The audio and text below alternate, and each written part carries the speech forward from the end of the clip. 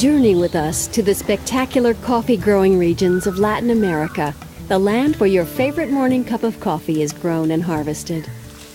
Coffee growing requires hard work, long days, and a great deal of attention, especially to attain the highest quality that today's coffee drinkers demand.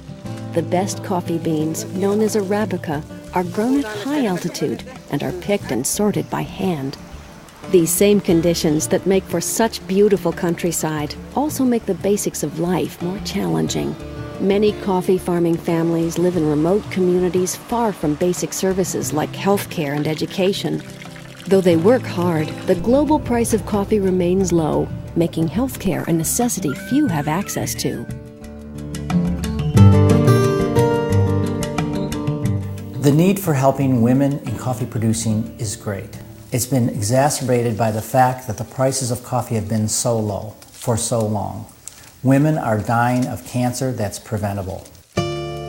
Cervical cancer is the #1 cause of cancer death in women in coffee-growing communities. Where there are no services, women have a high rate of cervical cancer. Pap smear is a simple test that detects cervical cancer. If women don't have access to that simple test, they're not going to know until it's too late.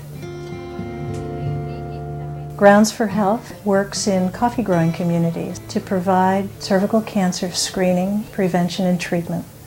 And then working closely with the cooperative, we'll see 150, 200 women in a day for Pap smears.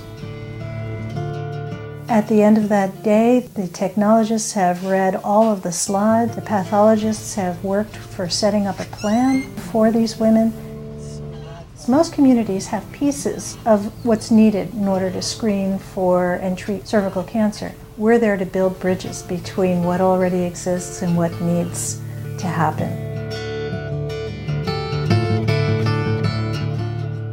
I remember this woman who came the last day of the campaign in Pochutla.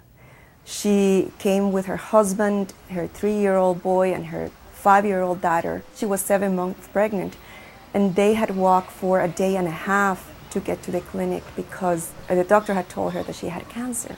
Because we were there, she was able to talk to one of our doctors to get diagnosed immediately and reassured that she actually didn't have cancer.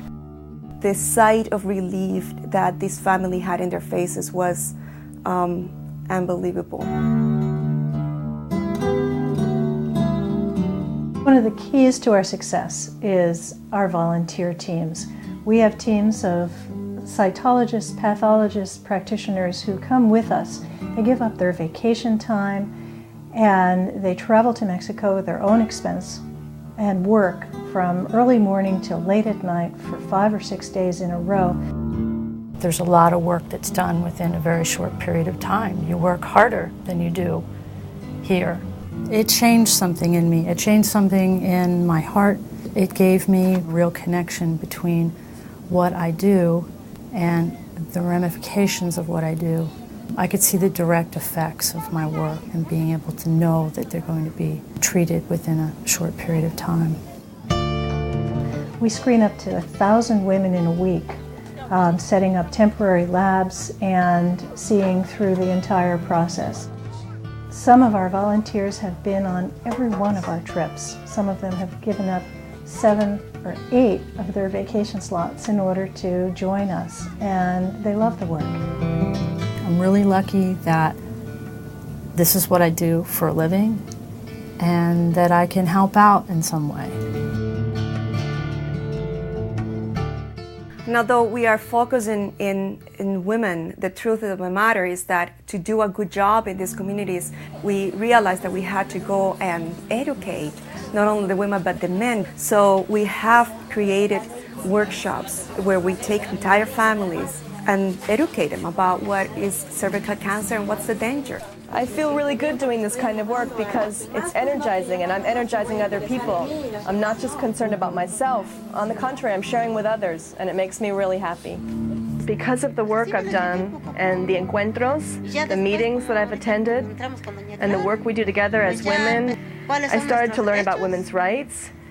And from there to here, now I feel like I'm worth something.